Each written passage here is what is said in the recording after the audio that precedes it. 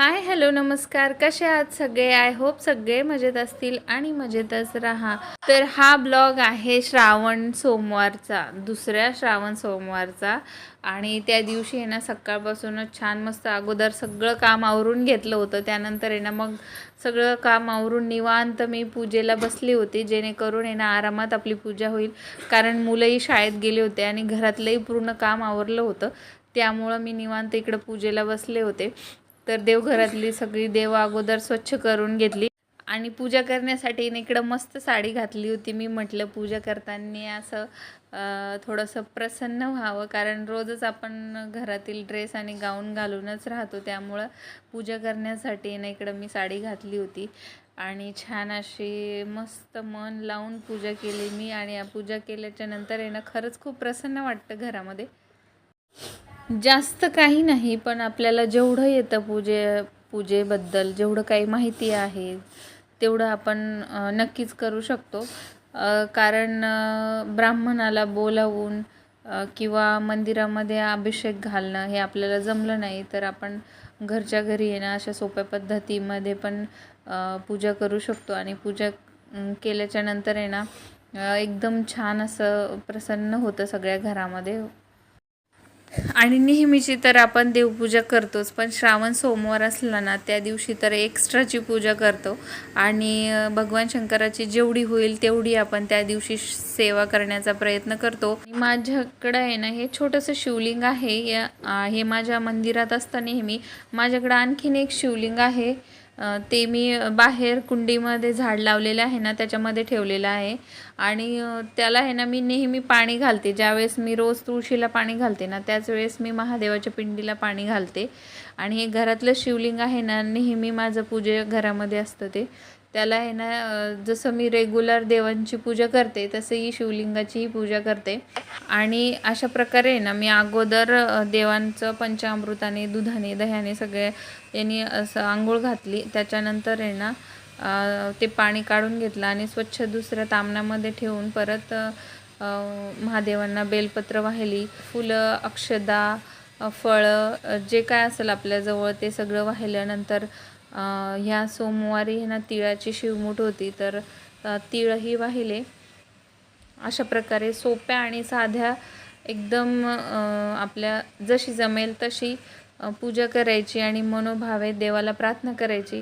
सगळी पूजा झाल्याच्या नंतर मग छान आरती घेतली आणि आरती घेऊन देवांना हात जोडले आणि एवढंच त्यांच्याकडं मागितलं की झालेली सेवा तुमच्या पदरात घ्या आणि जर काही चुकलं असेल तर मला क्षमा करा. एवढंच मी देवांकडे मागितलं.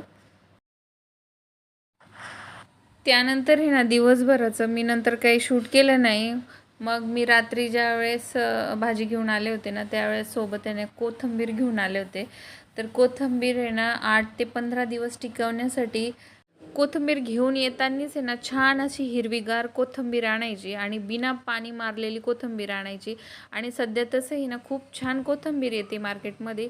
बिना पाणी मारल्याची कोथिंबीर घेऊन यायची आणि त्यानंतर मी छान अशी निवडून घेतली होती. पण निवडून मी एका कॅरीबॅगमध्ये अगोदर टाकून ठेवली. मग नंतर माझ्या लक्षात आलं की मी तुम्हाला सांगते की 10 ते 15 दिवस टिकवावी, म्हणून यासाठी काय करायचं तर हा टिश्यू पेपर आहे. टिश्यू पेपर एका डब्यामध्ये खाली ठेवायचा छान आणि त्याच्यानंतर मध्ये कोथिंबीर ठेवायची. आणि कोथिंबीरीला बिलकुल पाणी नसलं पाहिजे. आणि त्याच्यामध्ये कोथिंबीर टाकल्याच्यानंतर वरच्या बाजूनी पण त्याला एक टिश्यू पेपर लावायचा आणि झाकण लावायचं. झाकण लावून असंच फ्रीजमध्ये ठेवून द्यायचं. ही कोथिंबीर आरामात 8 ते 10 दिवस काहीच होत नाही, अशी नाशीच राहते. नानतानी हे बघा अशी कोथिंबीर आणायची जे की एकदम हिरवीगार आणि थोडीशी जे शेंड्याला त्याच्या असते ना थोडं गावरान कोथिंबीर असल्यासारखं तशी कोथिंबीर आणायची. ही कोथिंबीर लवकर पिवळी पण पडत नाही आणि छान वास पण असतो. आणि ती जी दुसरी कोथिंबीर असते ज्याला हायब्रिड म्हणतात, ती कोथिंबीरीचे पानं खूप मोठमोठे असतात, पण ती कोथिंबीर लवकर पिवळी पडते. ही लवकर पिवळी पडत नाही. त्यामुळे अशा पद्धतीने त्याला पॅक करून फ्रीजमध्ये ठेवून द्यायचं. 8 ते 10 दिवस आरामात त्याला काहीच होत नाही. फक्त घ्यायच्या वेळेस कोथिंबीर काढायची आणि परत जसं तसं झाकण लावून फ्रीजमध्ये परत डब्यात ठेवून द्यायचा. त्यानंतर आहे ना मी पुदिना पण आणला होता. तर पुदिन्याच्या काड्या आहे ना मी एका कपामध्ये पाण्यामध्ये घालून ठेवल्या होत्या. तर त्याला छान शेंडे आले होते. तर तेच मी इकडे आहे ना एका टप होता. तर टपमध्ये थोडीशी माती टाकून त्याच्यामध्ये लावून घेतले आणि म्हटलं घरच्या घरीच आपल्याला पुदिना ज्या वेळेस हवा त्यावेळेस भेटेल. पण बघू, जर आले तर ठीक आहे, नाही आले तरी पण ठीक आहे.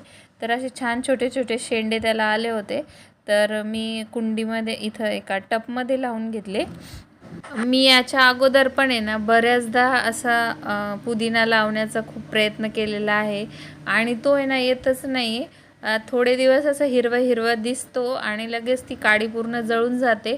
पण बघू, हे जर आले तर ठीक आहे, कारण हे थोडंसं याच्यामधल्या काड्या ज्या होत्या ना त्या थोड्या स्ट्रॉंग आहेत आणि शेंडेही त्याला छान आलेले आहेत. जर टिकले ना तर खूप सारा पुदिना याच्यातून निघू शकतो. एकदा जर का हे वाढले ना तर खूप असं त्याचं खाली मुळ्यांपासूनच वेगवेगळे आपण खूप सारे शेंडे त्याला येतील आणि नवीन नवीन झाडं ते ग्रो होतील त्याच्यामध्ये. तर इच्छा तर आहे माझी की यांनी छान ग्रो व्हावं. चला तर मग आजच्या व्हिडिओमध्ये एवढंच. आजचा व्हिडिओ तुम्हाला आवडला असेल तर व्हिडिओला लाईक करा, शेअर करा, सबस्क्राईब करा आणि कमेंट देखील करा. भेटू आपण अशाच नवीन एका व्हिडिओमध्ये. तोपर्यंत स्वतःची काळजी घ्या आणि बाय बाय.